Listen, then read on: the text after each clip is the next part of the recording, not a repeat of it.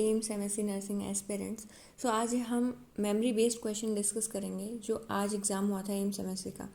ये एक question paper मैंने कलेक्ट किया है मेरी फ्रेंड से। So firstly I want to thank my friend Sarita because उसने मुझे ये डिटेल्ड क्वेश्चन भेजा है।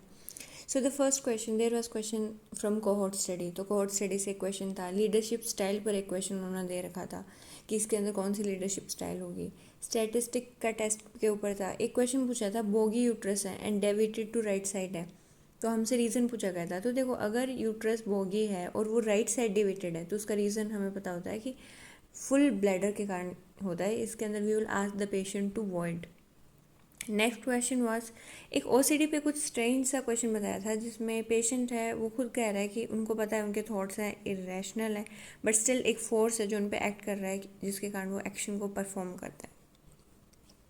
इसके अलावा एक पोस्ट ऑफ टॉन्सिलेक्टमी पे क्वेश्चन था कि पेशेंट कंटिन्यू जो है वो स्वेलो कर रहे हैं सिंस 2 आवर्स, और इसके अंदर ऑप्शन थे, एक तो था कि पोस्टीरियर थ्रॉट असेसमेंट का एक ऑप्शन था, एक ऑप्शन था कि हम लाइट यूज़ करके थ्रॉट को चेक करेंगे, और 2 ऑप्शन कुछ और थे। नेक्स्ट एक हाइपोवोलेमिक शॉक का पेशेंट है जिनकी एब्डोमिनल सर्जरी हुई है, तो प्रायोरिटी नर्सिंग क्वेश्चन पे एक्शन पे क्वेश्चन पूछा गया था जिसमें कुछ साइंस दिए थे कि उनके वाइटल्स हैं वो ड्रॉप होते जा रहे हैं, बीपी कम हो रहा है, लॉस ऑफ कॉन्शियसनेस उनको देखने को मिल रहा है क्योंकि उनका एलओसी कम हो रहा है। इसके अंदर कुछ ऑप्शन थे कि हम ड्रेसिंग को चेक करेंगे ताकि ब्लीडिंग को हम देख सकें, और वैसे भी अगर हाइपोवोलेमिक है, शॉक में है एंड सर्जरी हुई तो डेफिनेटली हमें कहीं ना कहीं ब्लीडिंग को देखना होगा।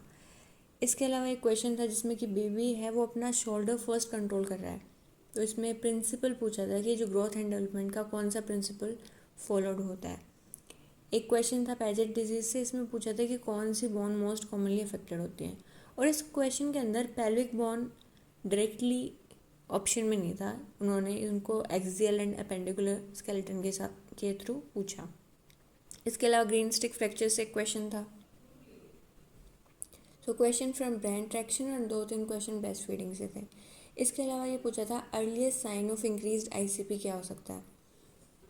अब ये कुछ क्वेश्चंस हैं जो कि अगेन मेमोरी बेस्ड हैं, जो कि इसके अंदर स्वॉट एनालिसिस पूछा था and answer will be strength, weakness, opportunities and threats. Next question एक ईसीजी इंटरप्रिटेशन पे एक आईबीक्यू पूछा गया था जिसमें एसवीटी की इमेज दी हुई थी। Somogyi effect and diabetic neuropathy science से रिलेटेड भी क्वेश्चन देखने को मिला था। टेर्बिटलिन ड्रग का साइड इफेक्ट पूछा गया था। इसके अलावा ओबीजी से abruptio placenta cord presentation and prolapsed umbilical cord management पे एक क्वेश्चन था।